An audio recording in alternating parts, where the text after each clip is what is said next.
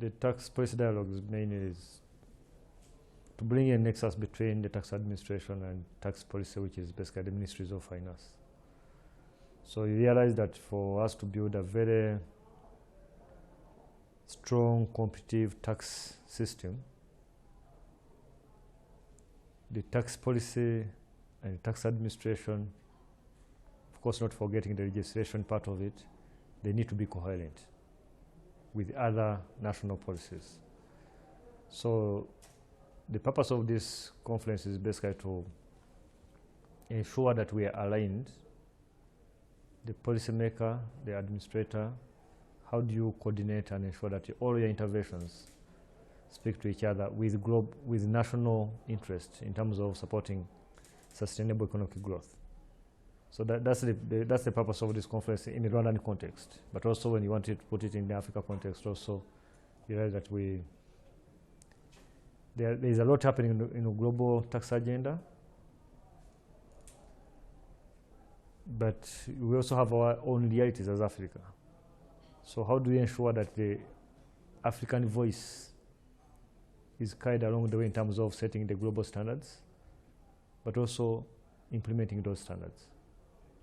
So this is an opportunity for us to put ourselves together, learn from each other. How do we ensure that we design policies that are going to support our economic growth, with the SDGs coming in 2030, with Africa 2063 agenda that talks about a capable Africa financing its own development ambitions. It's high time that we start consolidating our efforts and ensure that our policies are aligned. Very interesting. Now, statistics indicate that tax to GDP ratio in most of African countries is below 15%.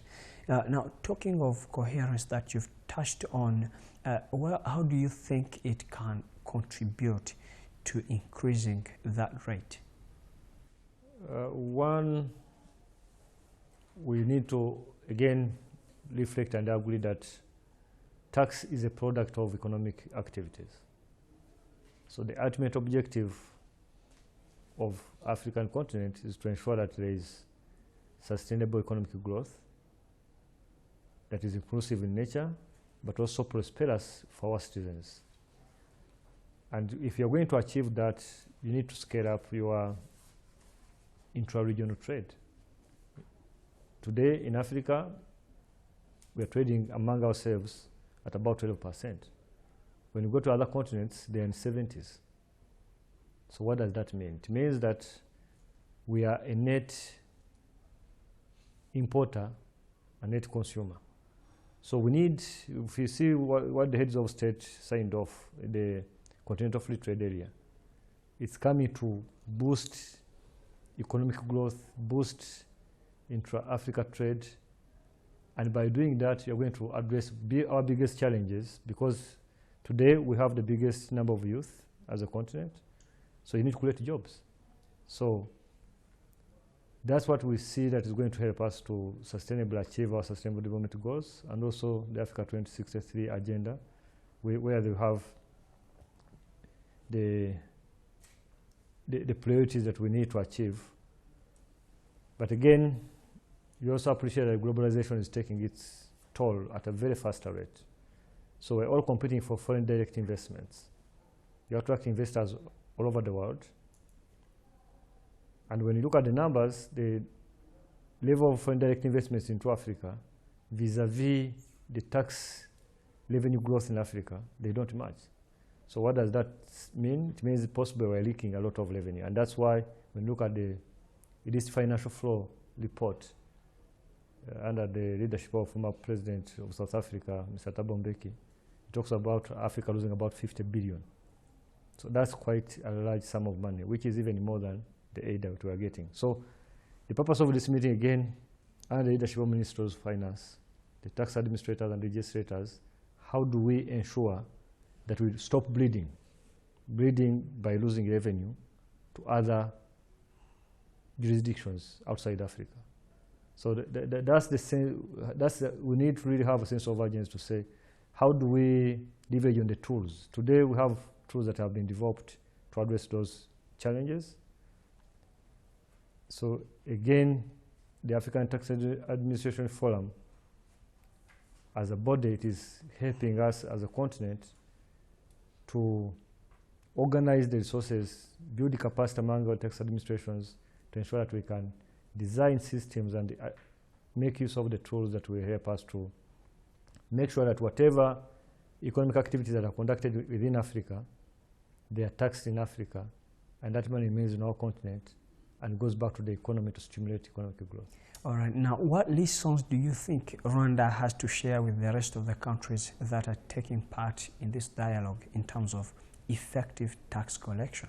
I think what Rwanda has to offer is, we have a lot to offer. One, in terms of political support, because all that we are talking about, if you don't have political support, you're not going to succeed. And we've demonstrated over time that the political support under the leadership of our President Paul Kagame, that other countries have tried to believe that this is possible because of what he's doing in terms of supporting inclusive growth and shared prosperity for our citizens, designing policies around that. But also, in terms of technology, we've really moved very fast. Technology advancement. One of the key fundamentals that is going to help us reduce these financial flows is automatic exchange of information. So in Africa, we're trying to join the global networks on exchange of information. But there's no way you're going to exchange information if you don't have the fundamentals. If you cannot have information that is within your country, how are you going to be able to share information across the geographical boundaries? So we again try to share experience. How have we managed to collect information in a very efficient manner without compromising confidentiality requirements? So we have a lot to offer. And also, when you look at what we are doing also as tax administration, we are trying to scale up our international taxation business within RRA to ensure that all the multinationals that are coming in Rwanda, they are taxed efficiently. We have close to 200 multinationals in Rwanda. So, and each multinational comes with its own tax structures. So we need to be a little bit advanced to ensure that when they get here, we tax them efficiently as they focus on their business growth. So there is a lot of experience to share, and we are very excited and looking forward for these 2 days. Again, to learn from each other what mistakes has some people done, who has done it right, how can we put it into our context. But the good news is that I think as Africa, we have now to leverage on the ATAF. We have the support of the development partners, we have the support of our governments. So yeah, it's very interesting times to serve in this role.